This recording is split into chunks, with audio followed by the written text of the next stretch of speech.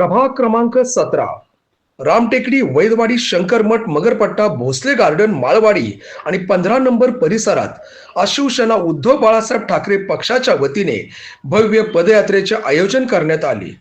हडपसर भागात काढण्यात आलेल्या या पदयात्रेत मशाल चिन्ह हातात घेऊन निर्धार विकासाचा संकल्प विजयाचा असा ठाम संदेश जनतेपर्यंत पोहोचवण्यात आला।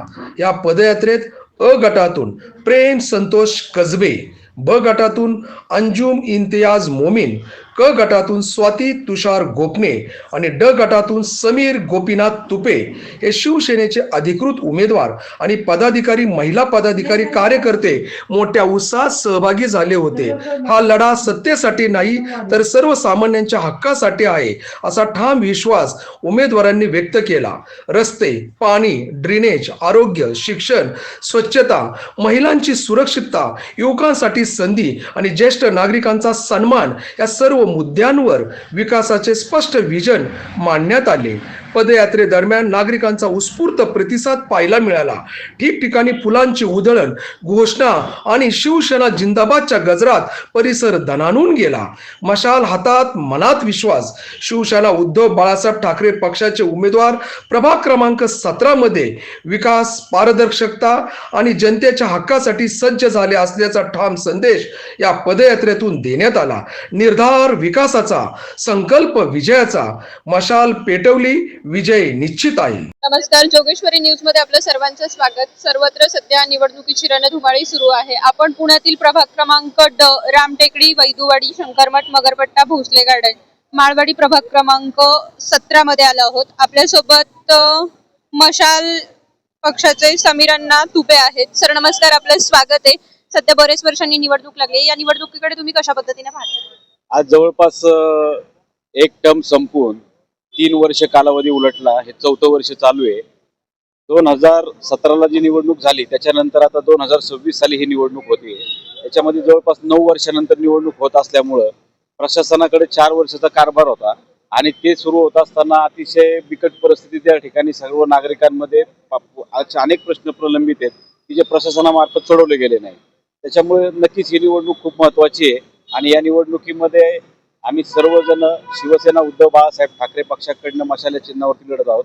यामध्ये महाविकास आघाडी आहे, काँग्रेस, महाराष्ट्र नवनिर्माण सेना आणि शिवसेना असे 3 पक्ष आम्ही एकत्रित म्हणून ही निवडणूक लढत आहोत। सध्या आपल्या प्रभागामध्ये ट्रॅफिकचा प्रश्न मोठ्या प्रमाणात आहे, ही समस्या तुम्ही कशा पद्धतीने सोडवणार आहात? याच्यामध्ये वाहतुकीचा प्रश्न हा निश्चितच महत्त्वाचा आहे। वाहतुकीबरोबरच पार्किंगचा प्रश्नही महत्त्वाचा आहे। वाहतुकीची जर कोंडी आपल्याला सोडवायची असेल तर आपल्याला कॅनलचे जे मार्ग, जे कॅनल आता बंद अवस्थेत आहेत, त्या जुन्या कॅनलवरती जर आपण बंद पाईपलाईन मार्फत वरून जर रस्ता केला तर हे सोलापूर हायवे जो आपला आहे तो या ठिकाणी नगर हायवेला सुद्धा बायपास जे जोडलेले आहेत त्याची कनेक्टिव्हिटी जर आपण या पर्यायी मार्गावरून जे कॅनलवरती जर आपण रस्ता केला आणि खाली जर पाईपलाईन केली तर भविष्यात जरी कॅनल सुरू करायचा म्हटला तर त्याला नव्याने आपल्याला काय करायची आवश्यकता लागणार नाही। कॅनल त्या पाईपलाईन मधून चालू राहील आणि वरून रस्ता चालू राहील, जेणेकरून ह्या हायवेवरचा बराचसा ताण त्या रस्त्यामार्फत आपला सोडवला जाईल। आणि या भागात पाण्याचाही प्रश्न मोठ्या प्रमाणात उद्भवत आहे, त्यामुळे महिलांचे अनेक प्रश्न निर्माण होत आहेत। कमी दाबाचे पाणी असो किंवा पाण्याची वेळ नसो, तर याच्यावर सगळ्या यामध्ये पाण्याचा जो प्रश्न आहे ना, गेली अनेक वर्ष झालं की हडपसरचं जे पाणी आहे ते वडगाव शहरी विधानसभा मतदारसंघासाठी या इथून लाईन तिकडे नेल्यामुळं या हडपसरचं जो पाणी आहे ते पाणी बऱ्यापैकी वडगाव शहरीला देत आहे। पण भामा आसकड जो प्रकल्प तयार झालेला आहे त्या प्रकल्पाचं जे पाणी आता वडगाव शहरीला मिळाल्यानंतर तो जो फ्लो इथून चालू आहे तो थांबला जाईल आणि नियमितपणे पाण्याची प्रश्न जो आहे तो सुटला जाईल। आणि आता महिला सबलीकरणासाठी आपल्याकडे नवीन उपाययोजना काय असतील किंवा महिलांच्या छोट्या उद्योगधंद्यांसाठी काही केलेले आहेत? आपण जेवढेही बचत गट या ठिकाणी चालू आहेत त्या बचत गटांना नक्कीच आर्थिक सक्षमीकरण करून त्यांना स्वतःच्या पायावरती उभं राहून त्यांना स्वतःचे उद्योग किंवा रोजगार हे प्रशिक्षणामार्फत, म्हणजे जसं शिलाई मशीन असेल किंवा त्यांचे ब्युटी पार्लरचे कोर्सेस असतील, त्याच्याचप्रमाणे जे मेहंदीचे क्लासेस असतील, याच्या माध्यमातून आपण महिला सबलीकरणासाठी निश्चित प्रयत्न। पण त्याचबरोबर दुसरा महत्त्वाचा प्रश्न आहे की आज ही जी गुन्हेगारी वाढते, या गुन्हेगारीमुळे महिलांवरती असुरक्षितता बऱ्याच ठिकाणी आपल्याला पाहायला मिळते की मुक्तपणे त्या फिरू शकत नाही रात्रीच्या वेळेला। तर त्यासाठी कडक कायदे करून पोलीस स्टेशनलाही अतिशय सक्षमप्रमाणे या सगळ्या भागामध्ये वाढतं नागरीकरण लक्षात घेता पोलीस चौक्यांची संख्या वाढवण्यासाठी आम्ही प्रयत्नशील आहोत। आता जनतेला, नागरिकांना तुम्ही काय आवाहन कराल या निवडणुकीच्या पार्श्वभूमीवर? या निवडणुकीच्या पार्श्वभूमीवर जनतेला एकच आव्हान राहील की जर एका पक्षाचे चारही उमेदवार निवडून दिले तर काम करायला अधिक सोपं जातं. नाहीतर बऱ्याच वेळेला असं आपण पाहतो की जर क्रॉस झालं तर मग त्याच्यात जर समजा काही वेगवेगळ्या पक्षाचे उमेदवार त्या ठिकाणी निवडून आले तर काम करताना अनेक अडचणींना सामोरं जावं लागतं. बजेटचा प्रॉब्लेमही होतो आणि ज्यावेळेला नागरिक एखादी समस्या घेऊन त्या संबंधित नगरसेवकाकडे जातात त्यावेळेला नगरसेवक सुद्धा जबाबदारी झटकताना दिसतात. मग त्यावेळेला ते सांगतात की मी काम करत होतो पण समोरच्या पक्षाचा उमेदवार जो आहे किंवा जो नगरसेवक निवडून आलेला आहे तो मला काम करून देत नाही.